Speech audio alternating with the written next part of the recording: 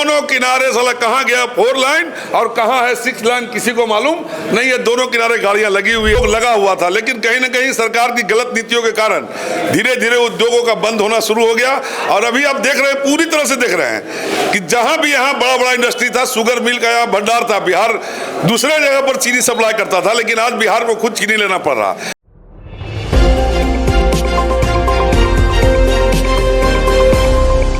मैं सुभाष रजक और आप देख रहे हैं अपना नालंदा, अपना शहर, अपना खबर। और आपको पता है बिहार आगामी विधानसभा चुनाव काफ़ी ज़्यादा नज़दीक है और लगातार हम आपके लिए अपडेट्स ला रहे हैं। अभी हमारे साथ जो शख्स खड़े हैं ये किसी परिचय के मोहताज नहीं है, फिर भी हम इनसे एक छोटा सा परिचय लेंगे और जानेंगे आगामी विधानसभा चुनाव को लेकर इनका जो है रणनीति कैसा है और चुनावी मुद्दे पर बात करेंगे। सर अपना एक छोटा सा परिचय दें। देखिए, मैं पूर्व में 10 वर्षों तक जिला अध्यक्ष रहा हूँ कांग्रेस पार्टी का। अभी फिलहाल मैं अखिल भारतीय कांग्रेस कमेटी का मेंबर हूँ और प्रदेश से कार्यक्रमों से लेकर जिला कार्यक्रमों तक में मेरी भागीदारी रहती है। अभी सर आगामी विधानसभा चुनाव काफ़ी ज़्यादा नज़दीक है, तो कांग्रेस का क्या रणनीति रहने वाला है इस विधानसभा चुनाव में? देखिए, सबसे पहले जो हम लोगों का कांग्रेस पार्टी का जो मैनिफेस्टो मुद्दा है वो है पलायन रोको। आप देख रहे होंगे कि हमारे नेता आदरणीय राहुल गांधी जी के द्वारा युवाओं को जो है, जिनको अगर सरकारी नौकरी नहीं मिल रही है, तो पटना में 2-3 सेमिनार हम लोग का हो गया, जिसमें लगाया गया युवा मेला नौकरी के लिए। बिहार से बाहर, बिहार में जहां भी प्राइवेट संस्थानों में भी नौकरी दिलाने के काम हमारे युवा कांग्रेस के साथी, NSUI के साथी और प्रदेश कांग्रेस के साथी कर रहे हैं और इसमें अपार सफलता मिल रही है। हमको लगता है कि 15 से 20 हज़ार लोगों का इन्होंने 2 बार में कहीं ना कहीं एडजस्टमेंट भी किया है। तो सबसे पहला जो मुद्दा है वो कांग्रेस पार्टी का है पलायन रोको। और जो घरेलू सामान जो भी है, चाहे वो गैस का सिलेंडर हो या घरेलू महिलाओं को आ रही परेशानी हो, उसके लिए हम लोगों ने, हमारे पार्टी ने, आप देख रहे होंगे जहां भी कांग्रेस पार्टी की सरकार है, जहां भी कांग्रेस पार्टी के सहयोग से सरकार है या कांग्रेस पार्टी के गठबंधन की सरकार है, उन जगहों पर कहीं साउथ में अम्मा योजना के नाम पर, कहीं झारखंड में मैया योजना के नाम पर, उसी तरह से हम लोग बिहार में भी ये लोगों को एक मैसेज दिए हैं। पूरे प्रदेश में सभी महिलाओं को ये मालूम है कि अगर कांग्रेस की सरकार बनेगी तो माई बहन सम्मान योजना के तहत 18 साल से लेकर के जितनी भी उसके ऊपर तक की महिलाएं हैं, चाहे वह 18 साल से ऊपर के 70 का उन्हें हो, 75 के उन्हें, अंतिम समय तक उनको 2500 रुपये प्रति महीना देने का प्रावधान रखा गया है। और यह सिर्फ रखा नहीं गया है, जैसे ही महागठबंधन की सरकार बनेगी पूरे राज्य स्तर पर इसको लागू किया जाएगा, जिसका जीता जागता प्रमाण झारखंड और साउथ में है। तो कहीं ना कहीं कांग्रेस पार्टी घरेलू महिलाओं की भी ख्याल रख रही है, छात्रों नौजवानों का ख्याल रख रहा है। सबसे जरूरी जो है अहम मुद्दा है वो पलायन रोकने का है।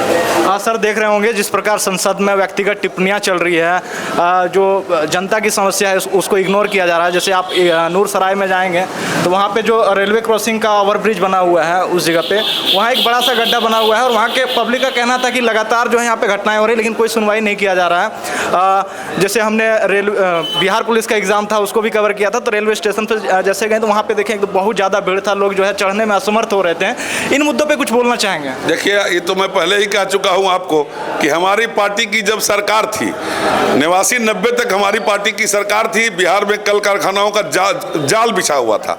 सभी लोग को पता था कि कहाँ है तो सिंदरी खाद का कारखाना है, कहाँ है बरौनी में लोहा का कारखाना है। आप चले जाइए बरौनी लोहा कारखाना आपको बोकारो में है। उस समय झारखंड बिहार एक था। कहीं ना कहीं कांग्रेस पार्टी का जहाँ भी जब भी सत्ता रहा है उसमें इतने कल कारखाने थे कि बेरोजगारी नाम की कोई चीज थी नहीं, सभी लोग काम में एडजस्टेड थे। अभी आप देखने के लिए देख रहे होंगे कि एक आयुध कारखाना बना है, एक रेल कारखाना बना हुआ है, लेकिन इसमें कितने एम्प्लॉयमेंट हैं कभी आप लोग इस पर चर्चा जाकर के वहां से कीजिए। सारा काम बस दिखावे के लिए आयुध कारखाना है, वहां के पदाधिकारी मौज कर रहे हैं। रेल कारखाना दिखावे के लिए वहां के पदाधिकारी मौज कर रहे हैं। प्रोडक्शन के नाम पर जीरो है, क्योंकि खासकर वहां कामगार है ही नहीं। मजदूरों का पलायन इसीलिए हो रहा है कि यहाँ जो नाम मात्र का कुछ फैक्ट्री खुला भी है उस पर रोजगार के नाम पर ही लोग रोजगार देने को तैयार नहीं है। और रह गई बात रोड पर गड्ढे की, रोड का गड्ढा तो छोड़ दीजिए, आप देखिएगा पूरे हिंदुस्तान के अंदर जहां भी 4 लेन 6 लेन बना हुआ है कहीं आप गाड़ी नहीं देखिएगा, लेकिन आप जैसे ही पटना से 5 किलोमीटर पहले पहुंचने लगिएगा दोनों किनारे साला कहाँ गया 4 लाइन और कहाँ है 6 लाइन किसी को मालूम नहीं है। दोनों किनारे गाड़ियां लगी हुई है और खास करके ये काम देखना सरकार का है।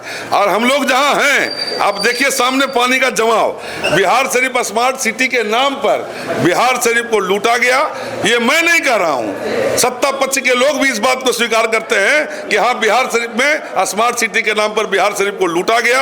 अभी आप देख रहे होंगे, एक तरफ से रोड बनाया, दूसरे तरफ से पूरा आप रांची रोड को देख रहे हो, पूरा गड्ढा कर रहा। रात में दोनों गड्ढा करके छोड़ देगा। ऐसा नहीं है कि उसको फिर से भर दिया जाए, नहीं। इन लोग का ये जो प्रक्रिया है, कहीं ना कहीं जनता इससे आहत हो रही है, लोग गिर रहे हैं, किसी का पैर टूट रहा है, यहाँ तक कि मौतें भी हो रही है। और नूरसराय का जो आप बात बोल रहे हैं, जिस दिन से बना है उसके 1 महीना के बाद से ही उसमें गड्ढा होना शुरू हो गया। सभी लोग उसको देख रहे हैं, गड्ढे की क्या हाल है। सरकार भी देख रही है, एनएच डिपार्टमेंट भी देख रहा है और रेलवे भी देख रहा है, क्योंकि रास्ता वही है। लेकिन उस पर कोई बनाने का ये भी नहीं हो रहा है कि एक ट्रैक्टर मिट्टी भी कोई ला के डाल दे, कम से कम चिकना हो जाए। सर, आपने अभी फैक्ट्रियां की बात की। कोई भी राज्य होता है अपने राज्य में जो है फैक्ट्रियां और ज़्यादा बढ़ाने का काम करते हैं, लेकिन बिहार में भी फैक्ट्रियां बढ़ी, ऐसी बात नहीं है। लेकिन बिहार में बढ़ने से ज़्यादा कहीं ना कहीं ज़्यादा बंद हुई है। इस पर क्या बोलना चाहेंगे? कहाँ बिहार में फैक्ट्रियां बढ़ी, इसका चर्चा कीजिए। आप बिहार शरीफ को छोड़ दीजिए, पूरे प्रदेश में जिस समय 72 या 64 में गठन हुआ था पियादा का, जो इंडस्ट्री डिपार्टमेंट का जमीन था, उस समय सारे जमीनों पर उद्योग लगा हुआ था। लेकिन कहीं ना कहीं सरकार की गलत नीतियों के कारण धीरे धीरे उद्योगों का बंद होना शुरू हो गया। और अभी आप देख रहे हैं, पूरी तरह से देख रहे हैं कि जहां भी यहाँ बड़ा बड़ा इंडस्ट्री था, शुगर मिल का यहाँ भंडार था, बिहार दूसरे जगह पर चीनी सप्लाई करता था, लेकिन आज बिहार को खुद चीनी लेना पड़ रहा।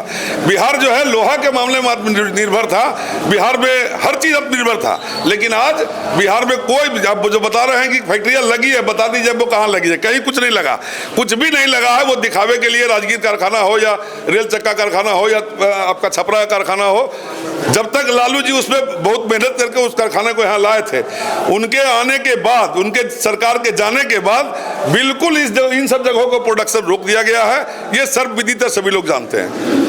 जैसे चुनाव काफ़ी ज़्यादा नज़दीक है सर, सब जो है बात कर रहे हैं पलायन की, सब बात कर रहे हैं रोजगार की, सब बात कर रहे हैं किसानों की, सब बात कर रहे हैं महिलाओं की, लेकिन कोई ये मुद्दा नहीं उठा रहा कि बाढ़ की समस्या हर साल जो है बनी रहती है। अभी आप देखेंगे आरा जिले में भी बाढ़ की समस्या बनी हुई है और काफ़ी ज़्यादा लोग जो है बेघर हो जा रहे हैं, अपनी ज़िंदगी भर की कमाई जो है उनके घर में ढह जा रहा है। इस पर क्या कहना चाहेंगे? यदि आपकी सरकार फिर से बनती है तो आप जो है बाढ़ को किस प्रकार देखेंगे, किस प्रकार जो है उसका समाधान करेंगे? देखिए, सबसे पहले तो देख लीजिए, अभी जो ये मुद्दा चल रहा है ना, वोटर वाला SIR सर का मुद्दा चल रहा है। नीतीश जी को और महागठबंधन यूपीए NDA गठबंधन के सभी को, चाहे वो चिराग पासवान जी हो, चाहे वो मोदी जी हो, चाहे वो नीतीश जी हो, सभी को पता है कि बिहार से सबसे अधिक संख्या में लोग मजदूर और कामगार यहाँ से पलायन करते हैं। अब बताइए, वो जो अभी नया बन रहा है वोटर ID कार्ड, अगर कहीं ना कहीं उसको आप देखिएगा तो ये लोग जानबूझ करके, चूंकि आपको याद होगा जिस समय कोरोना आया था ना, उस समय नीतीश जी ने कहा था कि अप्रवासी मजदूर पर हमने सवाल उठाया था कि अप्रवासी मजदूर कैसे हो गए। इस हिंदुस्तान में, हिंदुस्तान के अंदर रहने वाले, चाहे वो बिहारी हो, मराठी हो, हिंदुस्तान में काम करने वाला कहीं अप्रवासी नहीं हो सकता है। लेकिन ये जानबूझ करके उसको अप्रवासी दिखा करके उसको वोटर लिस्ट से नाम हटाने का काम कर रहे हैं। मैं तो ये कहना चाहता हूँ आदरणीय मोदी जी से और नीतीश जी से कि अगर आप, सबसे पहले तो आपको वो जो वोटर ID कार्ड हम लोग को मिला हुआ, उसे अवैध घोषित करना होगा आपको। जैसे ही आप अवैध घोषित कीजिएगा, आप कैसे प्रधानमंत्री बने, कैसे मुख्यमंत्री बने, आप भी अवैध हो जाइएगा। सबसे पहला जो मुद्दा है कि जो वोटर ID कार्ड पर वोट पड़ा है, अगर वो अवैध है तो 2024 का जो चुनाव हुआ लोकसभा का, उसे भी अवैध घोषित किया जाए, फिर से चुनाव की बारी आए। अगर वो सही है तो फिर उनको हटाने की बात क्यों हो रही है? ये बहुत बड़ा मुद्दा है, ये समझने का बात है। पब्लिक सारा चीज देख रही है, बिहार ही नहीं, हिंदुस्तान का नागरिक, हर नागरिक ये देख रहा है कि मोदी जी जबरदस्ती जनता पर कुछ थोपना चाहते हैं। इसे थोपने नहीं दिया जाएगा। महागठबंधन के लोग इसका हर हाल में विरोध और प्रतिकार करेंगे। सर, हमारा प्रश्न था बाढ़ की समस्याओं से कैसे निपटा जा सकता है? बाढ़ की समस्या से निपटने के लिए तो सब बहुत बढ़िया, हमारे राजीव गांधी जी, स्वर्गीय राजीव गांधी जी का एक प्लान आया था उस समय, नदियों से नदियों को जोड़ने का। बहुत सारी ऐसी नदी है जिसमें पानी नहीं आता है। वो नदी का पानी को अगर उस नदी के बहाव में मोड़ दिया जाए और जो नदी का जो सैलरी जो जमा हुआ है उसे अगर गहराई तक ले जाकर के अगर काम करें तो कहीं बाढ़ का कोई समस्या नहीं है। लेकिन सरकार के जो नुमाइंदे हैं, जो विभाग है, चाहे वो जल संसाधन विभाग हो, लघु सिंचाई विभाग हो, ये लोग हजारों करोड़ रुपया का उड़ाही के नाम पर ठगी करके खा जा रहे हैं, इसलिए बाढ़ की समस्या है। हमारी सरकार आएगी तो सबसे पहले बाढ़ की समस्या और पलायन पर भी ध्यान दिया जाएगा। चलिए, बहुत बहुत धन्यवाद सर हमसे जुड़ने के लिए। सुना आपने किस प्रकार जो है हमने इनसे पलायन के मुद्दे पे बात किया, रोजगार के मुद्दे पे बात किया, किसानों के मुद्दे पे बात किया, महिलाओं के मुद्दे पे बात किया और हमने बाढ़ के मुद्दे पे भी बात किया।